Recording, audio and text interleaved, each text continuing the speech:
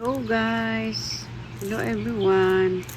Tayo po ngayon ay gagawa ng masarap na desserts, panghimagas. Ito ay hindi masyadong magastos.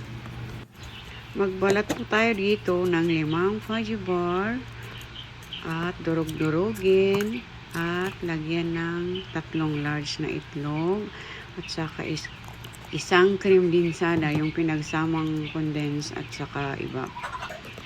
Yan. Kung kulang pa yung tamis na ganun sa inyo, nasa sa inyo kung magdagdag pa kayo ng another.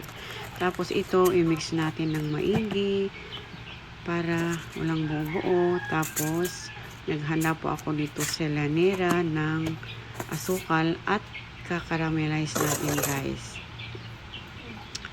Sa mahinang apoy yan. Pagkatapos i-caramelize ay